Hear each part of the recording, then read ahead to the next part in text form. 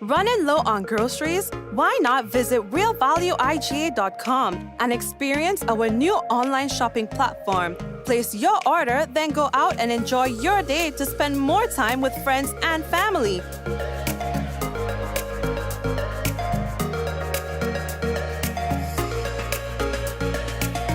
Free delivery available within select locations or in-store pickup available. Sounds simple, right? It is. Stress less, live more with Real Value IGA online store, where good food begins. Affordable quality products delivered to you via superb service. We are superb distributors, wholesalers and authorized agents for trusted products you know and love, like Rika Juices, Pure Heaven products, Bibbin diapers, New Bright laundry detergent, Allegra pasta and more. Contact Superb Distributors at 435-2948 for superb quality and service.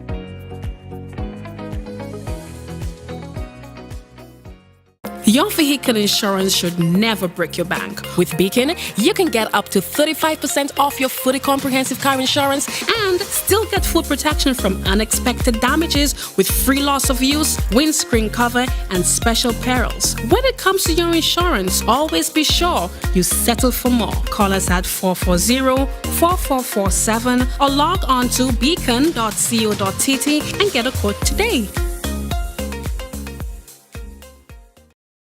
Diamond Intercontinental Jewelry Store now has amazing deals, special discounted prices on wedding sets, watches and selected jewelry. We sell top brand jewelry and watches like Citizen, Guess and Klein and G-Shock, all at the best prices in Grenada. We also buy scrap gold and offer the best deals and customer service on the island. Opening hours Mondays to Saturdays 9:30 a.m. to 5 p.m. Diamond Intercontinental Jewelry Store, located at the Esplanade Mall, St. George's, Grenada. Visit our brand new remodeled store or call us on telephone number 414-3114, 232-1234 or WhatsApp 533-1581. Sale is on for a limited time only.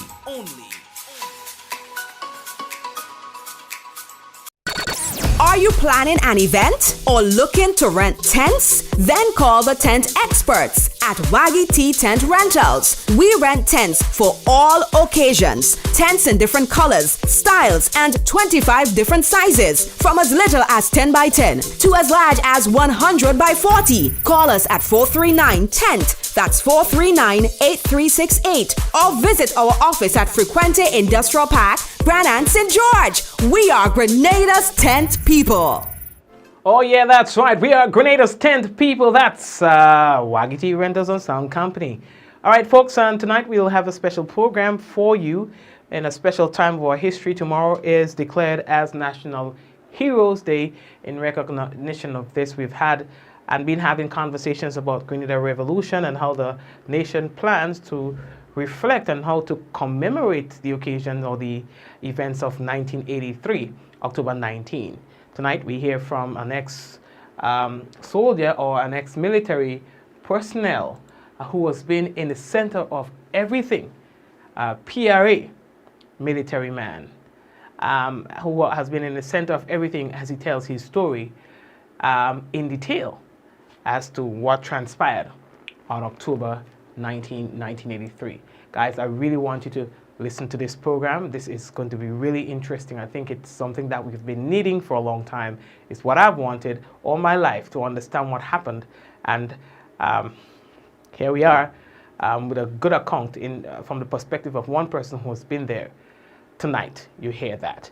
We got to let you know that we are brought to you through the kind compliments of Coates, Grenada Limited, Digicel, Nawasa, Real Value, IGA Supermarket, Superb Distributors, Infinite Contractors. We are also powered by our good folks at the Beacon Insurance. Folks, when we come back, we hear our story. We've got that very short break, and yeah, boy, when we come back, you'll hear.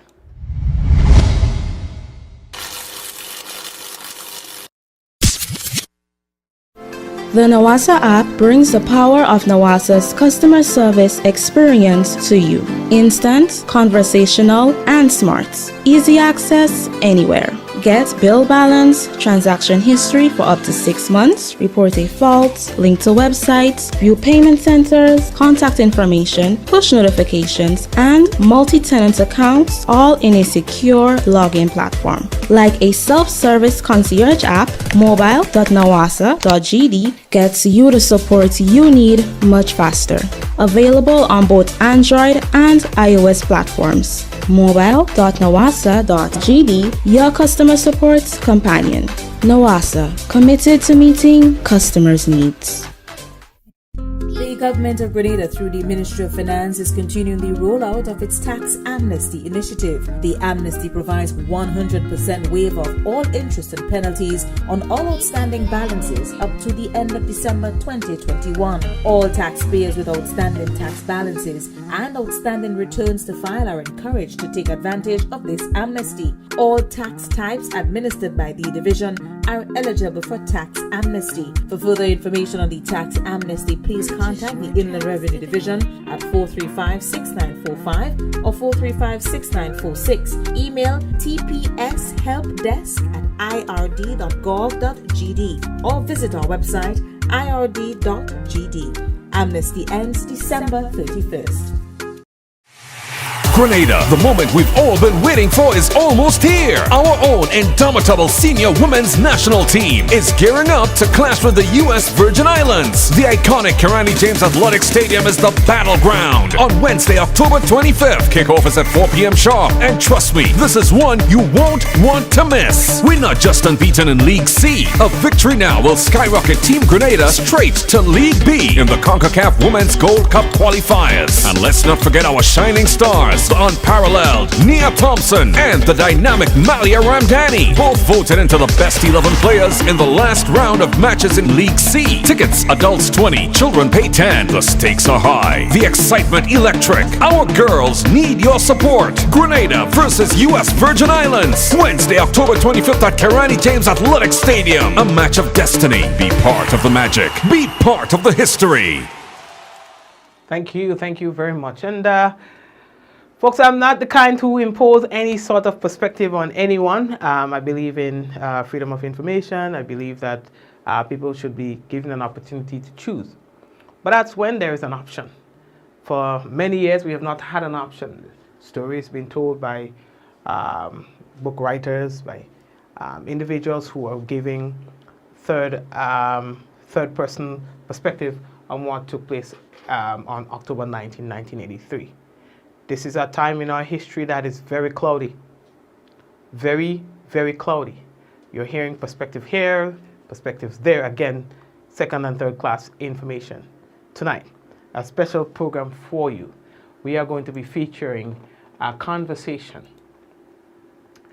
that involves one man who's a former PRA military man, Mr. Devon Romaine, as he tells his story of what happened on October 19, 1983. In fact, it goes back from the 18th of October, 1983. Very detailed account in his mind as to what took place. Mr. Romaine called WFM radio this morning and wanted to tell his story as to what transpired. Ladies and gentlemen, for some of you, this is information you have never heard before. Here is Mr. Romaine's story. Well, I would start from like the Friday. I think there was the first demonstration that was held, right, in terms of get to free Morris Bishop, right? It was held on the Friday before the 19th. And it was not a large demonstration in St. George's, and so a couple of hundred persons, and so because persons were just getting, up and running. And that demonstration led to the arrest of Kenneth Radix, because he was the one, he and himself and one or two other persons that led that demonstration, and he was arrested and put on the house arrest for the weekend. Now, on the day before, the 18th, today the 18th of October 1983, the tension started in St. Andrews, right? where you had the mobilization of school children, workers, teachers, the whole lot of persons, right? And this demonstration was basically triggered by two persons, right, who were thing. One, I must mention, is the young lady that went to St. Joseph Convent, Belma, right?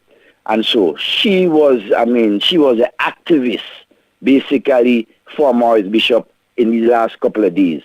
Herself, together with Norris Bain and one or two other activists, from the party and revolution, who was basically disgusted with the house arrest and everything like that. Right? And on this day, that demonstration was basically, you see hundreds, perhaps thousands of people came out in St. Andrews in support, went up to the airport, shut it down, and everything like that. So the impact of what was going on, right, with Maurice Bishop, and so it took basically a toll, right, in St. Andrews, where the first big demonstration was held. And from there, after that, it all went downhill, Mr. Duncan. All went downhill after that 18th day. What was the reason you think they had put the Prime Minister on the house arrest? Well, interesting that you asked that. Now, the party, right, that led the revolution, the NGM party, right, they were made up of a central committee and everything like that governs the party and everything. Now, in September, well, I guess that was going on for a number of months in terms of how the direction of the revolution, what was going on, if it needed to boost up and so. And at a meeting in September 1983, right, of the Central Committee, the 14th, the 15th, and the 16th of September 1983, the Central Committee met, right, and among the discussions that they have was a question of joint leadership, where you would have Maurice Bishop as the Prime Minister and basically the one to the forefront, and you have Bernard Code, based on how they explain it, would have share that the leadership with him, but will be responsible for more the economic matters and things like and so that would be basically what they propose. Mm-hmm. And in that meeting, right, it was a general consensus of agreement with what the party wanted to propose. However, though, there was one notable person who basically said no, he's not going for that, was George Louison. As a matter of fact, he was one of the leaders in the party, and he disagreed with it. And they had a vote, and so Maurice Bishop agreed in principle, right, of it, but he said he needed more time to think about it and to see the rationale, how it can work and everything like that. Now, after that meeting, right, on the 16th Central Committee, Comrade Maurice Bishop left for Europe, right, on a tour to Europe and so. And who went ahead was George Louison, and a delegation went ahead before to prepare for the Prime Minister's arrival and so.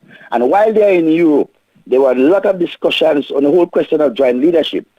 And it was there, based on my information, that George Louison, right, basically convinced Maurice Bishop that it's not a good idea, right, and he cannot stand for it. And remember, George Louison, in the Central Committee meeting, the highest governing body of the party, he basically rejected that, right? So you could imagine the persuasion he would have put out to Maurice Bishop when now that he have him alone in Europe.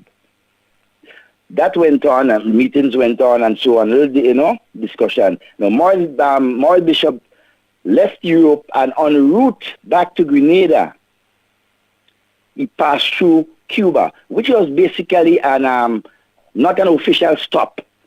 In other words, Cuba was not on the itinerary, but he did stop off in Cuba for whatever reasons, and so they said he had discussions with Comrade Fidel Castro and everything like that. Well, he returned on the 8th of October, And usually when the Prime Minister returns, you'll have a delegation of senior party members and government officials and so. But only one person, one official, major party person met the Prime Minister on the airport, which was Selwyn Strawn. And it was it raised alarm to know that the Prime Minister is coming and there's only the Minister of Mobilization basically came to meet him. And so, but they went on and had that discussion. However, on October 12th, couple of days and so, right, the Central Committee met again to basically try to adopt the whole question of joint leadership and to discuss the whole question of what went on in Europe and everything like that. And while in that meeting, the news came that there is a rumor that is being spread, right, by one or two persons. In particular, they stated that the rumor was spread, well, basically it came from Maurice Bishop, went to Eric George and Cletus St. Paul, who were two of Maurice Bishop's personal security guards and so, right? And instead of Eric George doing what the Prime Minister asked him to do, to go and tell one or two persons about the rumor, he came back and told his senior officer that, right, the person that was in charge of security, what had happened. And the information went to the Central. Remember, the Central Committee was meeting on that day. When that information came in, there was a lot of discussions and everything like that. And it was then, on that day, Maurice Bishop was placed under house arrest because according to the information, he was asked about the rumor. He did not deny it or anything like that, but, and so the Central Committee made that decision on that day, the 12th of October, to place Maurice Bishop into house arrest or what you call protective custody. Wow. So, go ahead, we're listening. No, you go ahead and ask the question because when he was placed under house arrest on that day, that is when, in my view, everything started going downhill. Right. So he was there for 6-7 days. What about his livelihood inside of the house? Were he given food and make sure that he was properly taken care of while he was under house arrest?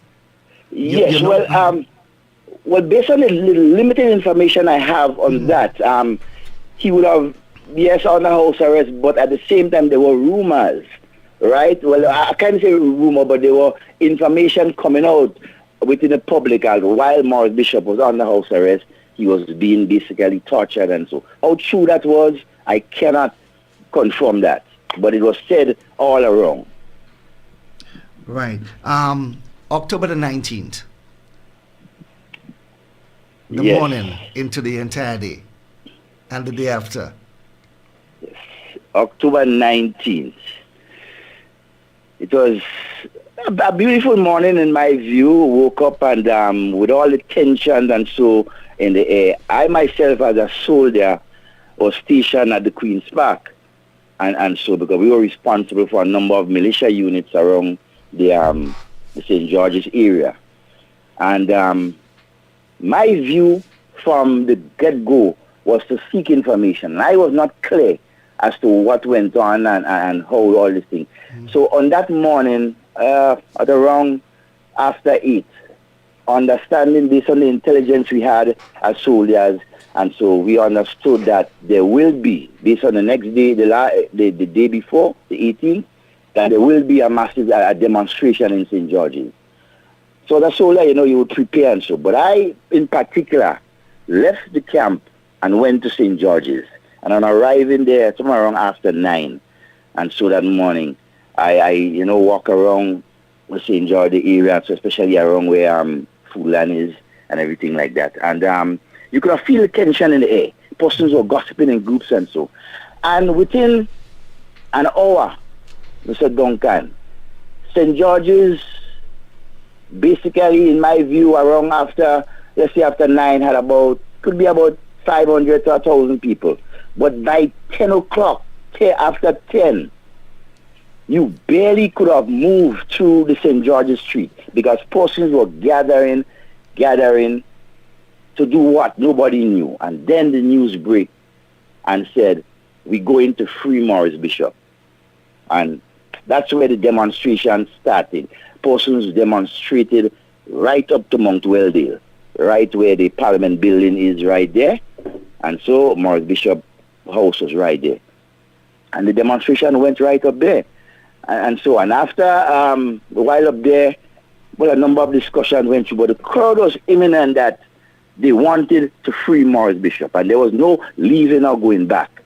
And so, and while they're observing the different moods and everything like that, at one point in time, the crowd got agitated because they figured that they were nothing was going on. And they decided to move forward to the house. And all you can see and feel within the crowd is like a heavy breeze just blowing, and it's blowing you forward towards the soldiers and so who were guarding the gate. And there was no stopping. When they reached the gate and so they started talking to the soldiers and trying to push their way through. And then there were gunfire, right, in the back. And so there was a machine gun that was fired in the air by soldiers to basically calm the crowd or to make the crowd aware that the soldiers are there and what, for whatever reason. And the crowd in that thing, they rock backwards. But that rock back was to take speed to go forward, right, to complete that mission. And they just bowled through the gate, bent it up, threw down the guardhouse, and they went straight to the house where Morris Bishop was, took him out, and came out with him. He was in the air, persons were carrying him in the air, and he was just coming out. And the soldiers were there, standing and watching. There was a BTR right there. They were standing and watching, and they couldn't do anything, right? And so, and you could have seen the innocence on their face. And so while persons were moving with them, and unfortunately though, some of the soldiers and so were basically roughed up for whatever reason, and you could have expected that because of the tension and everything like that. Morris Bishop was removed from the Mount Welldale property, brought down, and at the junction, he was placed in a truck, in the front of a truck, and all you could have heard persons in the crowd saying, we're going down to the market square. We want to hear we leader. We find we leader. We want to hear we leader. And that was the mood of the crowd. For whoever said that or basically organized that, that was where the crowd was headed, back to the market square to hear from Morris Bishop. And so.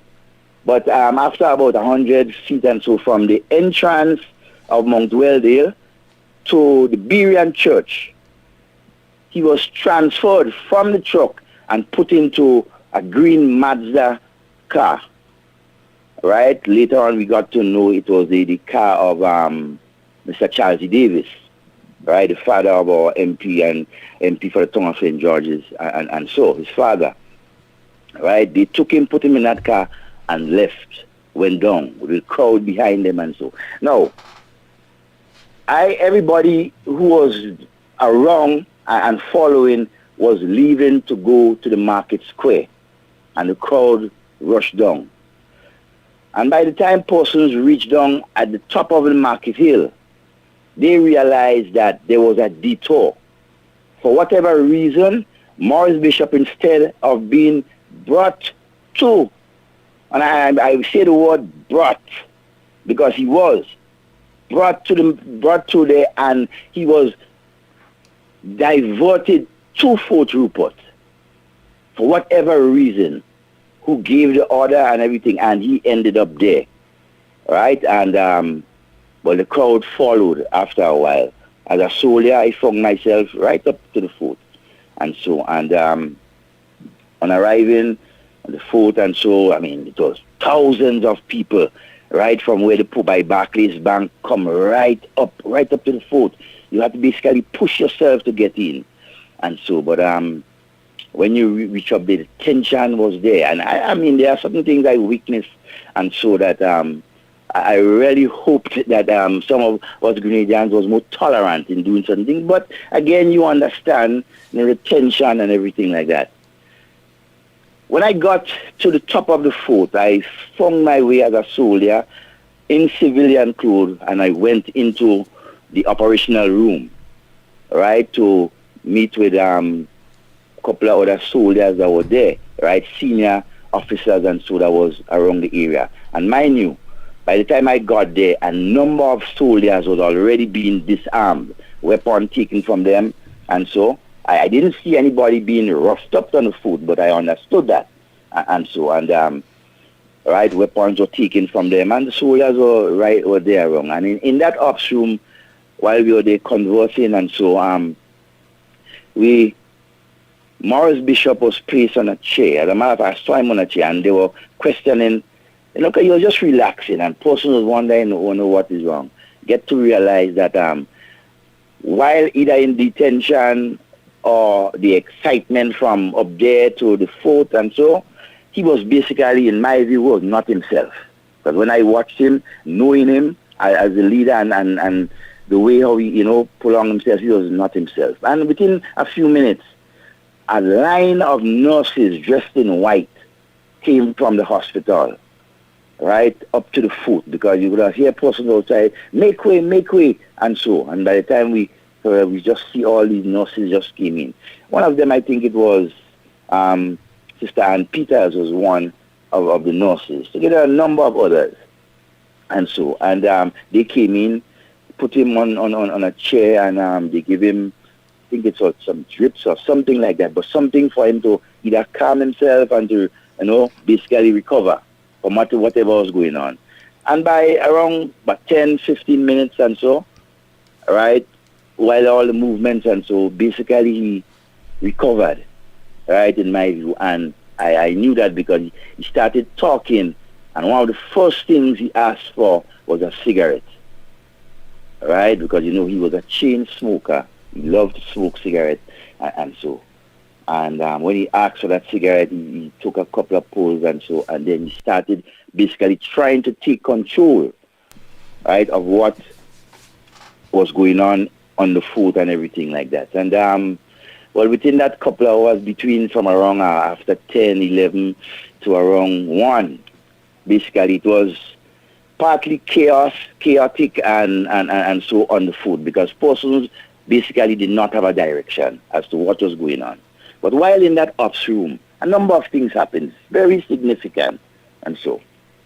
The first thing that must be noted while there was a phone call that came in to that room. And Unison Whiteman, I did confirm that because I wasn't sure. Unison Whiteman answered the phone, and it was the Commissioner of Police, right? Comrade Ian Senbonard, God rest his soul, and so, who was on the other line. And I didn't hear him, but the expression and the words coming out from Unison is that he was asking what about the situation and everything like that. And he was told by Unison Whiteman, it was the best thing for you to do at this point in time is to surrender yourself to the nearest police station. These words basically send a sort of shockwave inside of there to persons who were listening, and especially to the senior military officers who were sitting there unarmed, right, because they were asked to do that and so. And we were watching each other, and so, and he put down the phone and everything, and then activities start. I think Brother Don Rojas was called by Morris Bishop and told him to get to the telephone company and get in touch with most of the regional leaders and letting them know that he's okay and everything is all right, and Greda will back and he will make a statement as soon as possible. Mr. Rojas left and do what he had to do and everything like that, and came back. But after giving that order, he called to Major Stroud and told him, he said, look, Major Stroud, I want you to gather all the soldiers, gather the weapons that the soldiers have, and put it in the armory and return the key back to me. That was Morris Bishop as Commander-in-Chief saying that. Major Stroud got up, right? He was accompanied, I think, by either Vincent Noel or Einstein Louison, and so, and they went did what he did, and he came back. Was about to give the key to the commander-in-chief, and Vincent Well told him, no, give me the key. And he said, no. The commander-in-chief asked me to give him back the key, and he did. What was done with the key after that, I mean, I don't know. And the tension started building up, and so on. Morris Bishop started talking and, making arrangements to meet other people. The second significant thing that happened in that ops room, and so that drew my attention, was when Comrade Morris Bishop made the statement. He was talking to a couple of the officers here, and I was sitting right there, and he told them, he said, look, the army and the military will continue, but without Ewart Lane and Leon Cornwall. And these two men, one, Ewart Lane, was the chief of the army, right? He was responsible for everything. Also, he was a central committee member, Politburo member of the party, and everything like that. To get also Cornwall, who was a major, right? And he was the chief of what you call political. He was the political commissar, the person who would be in charge of agitating and, whipping up the troops and whatever. So he was the chief, also a central committee member. Those two persons, Morris Bishop said, would not be part of the military going forward. And that in itself broke basically back of everything, because when he said that, the officers sitting there where they were confused and wondering what was going on. And everything proceeded, he continued along his area. And about perhaps half an hour or so, maybe around 12, 30 minutes to 1, somewhere around there, in that ops room, I heard 2 shots. Pow! Pow! Because the crowd was in and out, moving and everything like that. And with that 2 gunshots, persons inside of the room were asking, who find? I remember Lieutenant Hippolyte Bogman mentioned, who is find weapons, inside there? Not inside, but outside, because we was in the room, the door was closed. And immediately after that, perhaps about 10, 20 seconds after, we heard some shotgun bust. Ta-tow, ta-tow, ta-tow. And persons realized, no, something is wrong. And then the comrade leader, Morris Bishop, turned around and tell the officers inside there. By that time, persons were taking cover. He said, Buckman, you see what I tell you? They turned the guns on the masses. And that was the last words that I heard him utter in that room. Because after that, it was chaos. Gunshot was flying all over the place. And so you had people screaming and bawling and so. But we inside of the room, all of us had to take cover. And as a matter of fact, while inside there, bullets came inside there from on top, from the armored personnel carrier, because by that time, we couldn't understand why soldiers were fine, what was the reasons and so. But as soldiers, we had to take cover and everything and that. And inside the room, there were a number of casualties inside there. Notably, it was Gemma Belma. There was another young lady, I think her name was Edith Ferguson, got her whole back blown out, right? Even Morris Bishop himself got a graze on his arm, right? Either from a bullet or something like that. And so, when you look around in the room at that time, ironically, but just looking, seeing smoke and everything, it was chaos. Chaos. Persons, there were about 2 or 3 persons lying inside there, dead. And so, because while we realized that something knocked out one of the air-conditioned units that were there, and it was later told that it was one of the rocket-propelled grenade, like a rocket launcher, hit and exploded right there, and persons died from that. So within that 15, 20 minutes of guns firing inside and outside, and so on, people scaring, bawling and everything like that. Inside of that room, the soldiers and so were trying to calm the women and some school children who were there and everything like that. by the time the firing basically ceased, we heard a voice on the outside saying, everybody inside here, right? Put on your guns and come out with your hands in the air. And that is when I think it was Lieutenant Sherbin and Hippolyte. They both answered and said, look, there are injured persons inside here, whatever. And they basically negotiated within a few seconds to get everybody who had weapons inside to put them down, who was screaming, who was bawling, and so to calm down, and so to get ready to evacuate. And so, and you could have imagined inside of there, full of smoke, and persons were, I mean, scared to death inside of it, because you did not know what was on the other end inside there. And on leaving, by the time we were getting ready to leave, the firing ceased and everything like that. Inside of the room, at that time the soldiers that took control, we were asked to open the door and come out in a line with the hands in the air. Well, Lieutenant Hippolyte and Lieutenant Sherbin, they both led, right? They gathered Morris Bishop and the women and children, all other leaders and so who were there inside of the room, get them together, put them in a line, and we led everybody going down. And going down, when the doors opened, that is when we realized the carnage and the craziness that went outside, because you could have seen there was a car burning outside. You could have seen one or two bodies from on top of there. But one notable person that we saw going out too, matter of fact, there was a soldier by the name of Dorset Peters. He was a sergeant. He was in charge of communications. He got caught into the crossfire and lost basically half of his head. He was just leaning, and then you could have just seen it. We passed him. And the next notable dead that we, well, not dead, but person that we saw going down the step was Vincent Noel.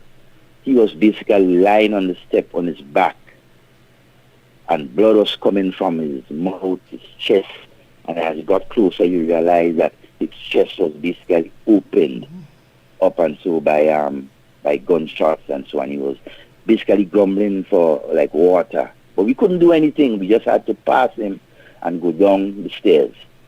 And on going down the stairs, and so when you reached the bottom, and so there was a voice, a soldier calling, grab Morris Bishop, grab Cref, and bring them on the side.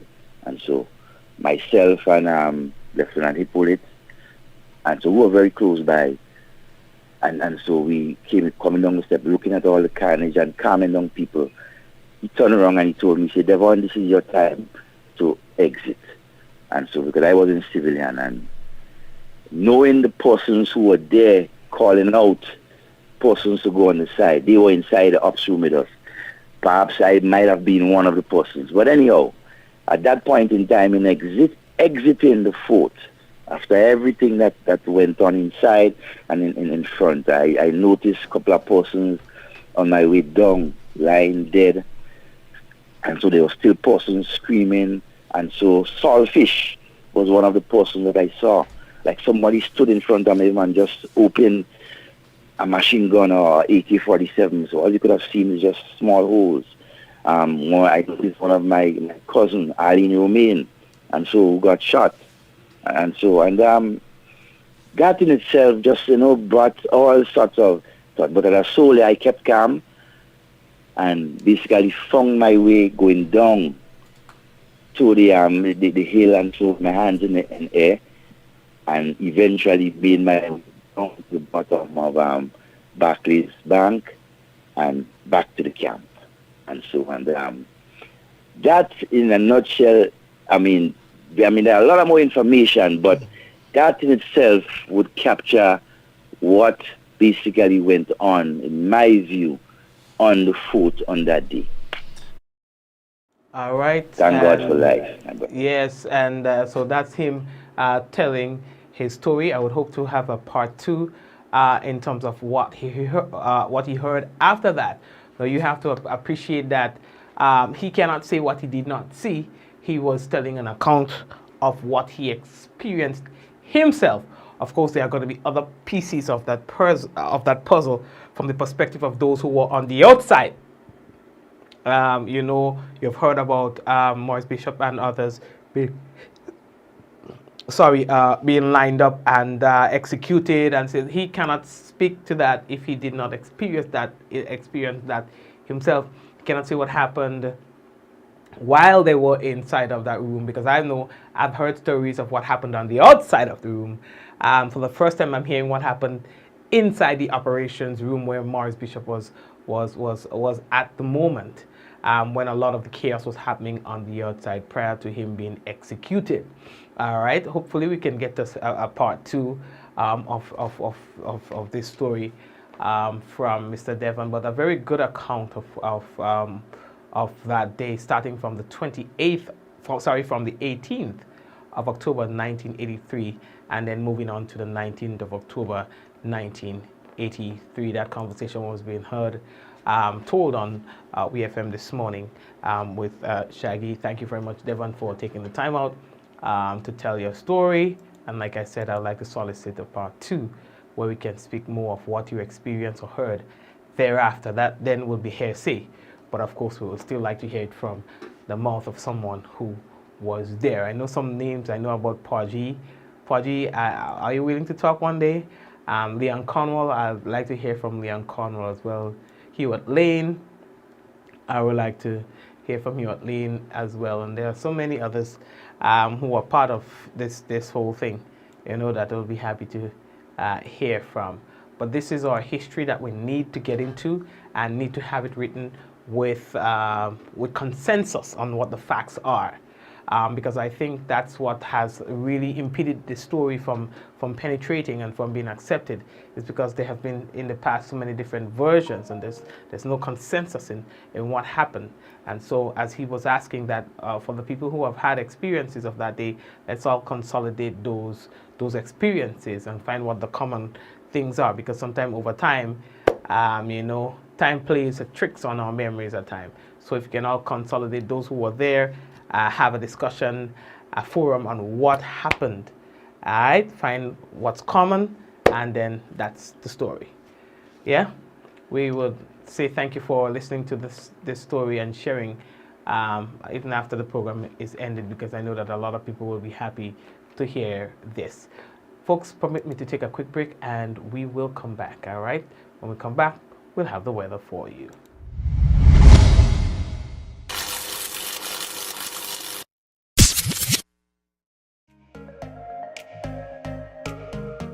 Running low on groceries? Why not visit realvalueiga.com and experience our new online shopping platform? Place your order, then go out and enjoy your day to spend more time with friends and family.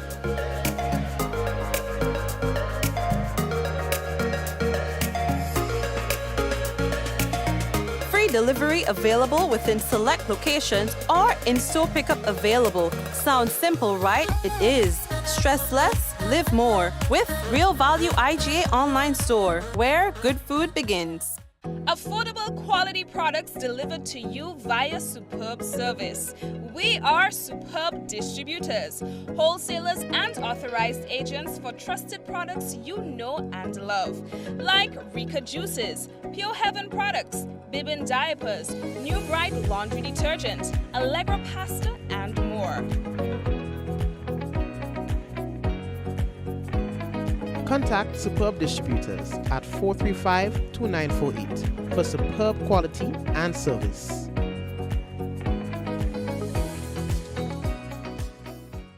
Your vehicle insurance should never break your bank. With Beacon, you can get up to 35% off your fully comprehensive car insurance and still get full protection from unexpected damages with free loss of use, windscreen cover, and special perils. When it comes to your insurance, always be sure you settle for more. Call us at 440-4447 or log on to beacon.co.tt and get a quote today.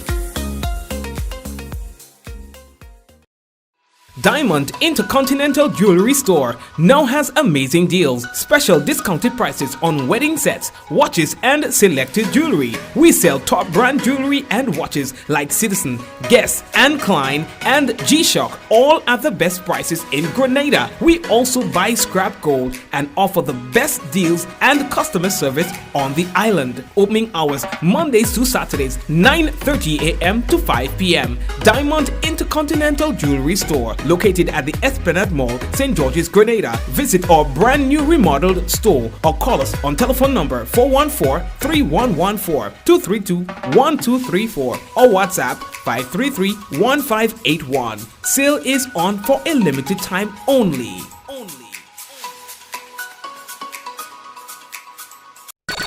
Are you planning an event or looking to rent tents? Then call the tent experts at Waggy T Tent Rentals. We rent tents for all occasions. Tents in different colors, styles, and 25 different sizes. From as little as 10 by 10 to as large as 100 by 40. Call us at 439-TENT. That's 439-8368. Or visit our office at Frequente Industrial Park, Brannan, St. George. We are Grenada's tent people.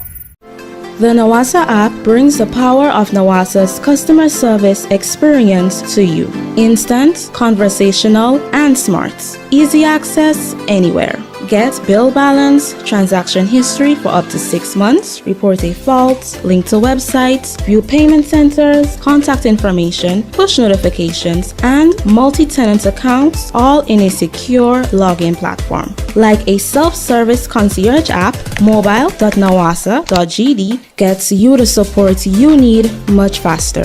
Available on both Android and iOS platforms. mobile.nawasa.gd, your customer support companion. Nawasa, committed to meeting customers' needs. Switch to a Ready Cash loan today. Bring your loan to us and get 25% off your interest rate. Get flexible payment terms, fast approval, and hassle-free service, so you can do all the important things you need with ease. All you need is your ID, proof of address, payslip, job letter, and 2 references. Visit us in-store or apply online at www.shopcourts.com. Courts Ready Cash. We are ready when you are. Conditions apply. Infinite Contractors and Machinery. We are your one-stop engineering and consultancy company with experience locally, regionally, and internationally. We provide excavation services and engineering consultancy, construction of residential and commercial structures, civil works such as drainage, retaining walls, roads, concrete patio services, paving services, concrete driveway services, remodeling and renovation, painting services, styling services, and so much more. Ask about our rental services of excavators, heavy equipment, metal formwork, and steel prop. Contact us today via telephone number 537-9675 or email infinitecontractors19@gmail.com. Concerned about your general health and wellness? Do you need to know your complete blood count, lipid profile, or HbA1c? Maybe you're an athlete or work in an environment that requires regular drug screening. Interested in STI screening? What about renal, liver, or thyroid tests? All these tests, plus hundreds more, are available at Allied Laboratories. At Allied Laboratories, we are committed to providing the best service with accurate results. We now have 3 fully equipped locations to better serve you. You can contact our Grand Anse branch at 403-3488. You can contact our Grenville branch at 410-3488. Or you can contact our newest addition, the Guelph branch, at 404-3488. Or send us an email. We're taking care of Grenada. Plug into Digicel Plus and get even more entertainment with Disney Plus included. The best of Disney, Pixar, Marvel, Star Wars, and National Geographic all in one place. Whenever you want, plug into Plus to enjoy Disney Plus and much more with a home fiber bundle.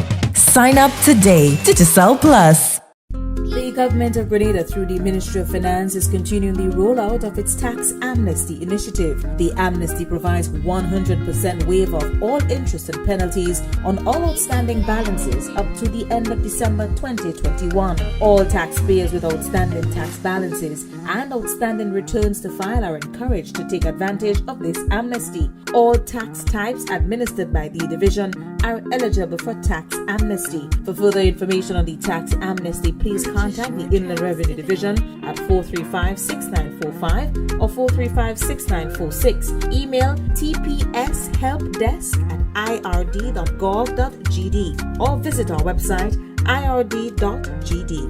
Amnesty ends December 31st.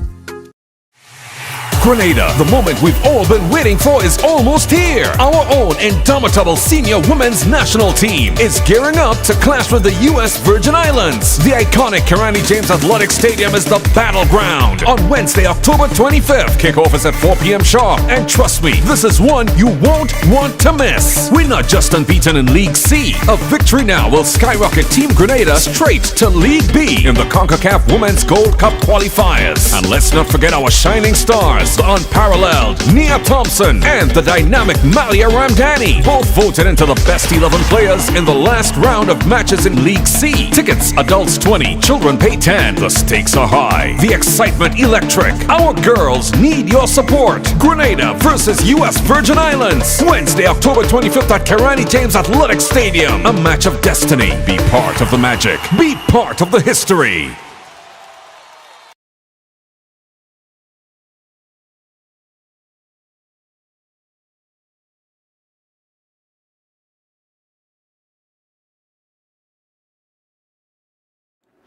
And it is now time for us to get into the weather. And so the weather is submitted by the Met Office. What we can tell is that the weather is expected to be generally fair and slightly hazy, becoming partly cloudy at times with few brief showers and the possible isolated thunder. Tonight's minimum temperature 26.5 degrees Celsius. Winds northeasterly to easterly at 8 to 18 miles per hour. Well, seas slight to moderate, waves 2 to 4 feet in open waters.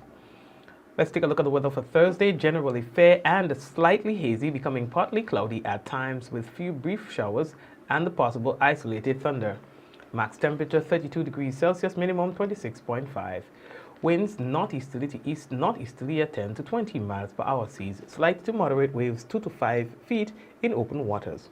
That's our weather report for tonight and tomorrow. And folks, we want to say hello to those of you who are on YouTube.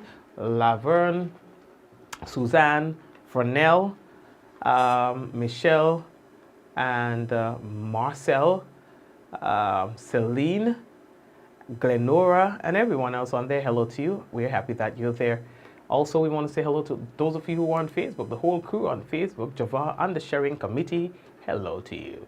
Michelle, please remember to share the program and encourage others to do the same. Hazel and Hazel, Jacinta,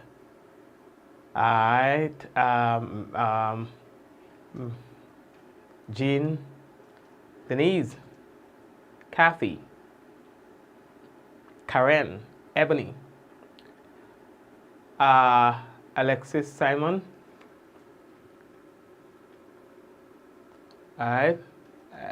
Alexis Simon, where are you? Give me a shout. Let me hear what you have to say as well. Bermuda said, I'll never forget that day I had to run from bullets. Liz, how are you? Ansha, how are you? Adonna, Lydia, Che, Marsha, Denise,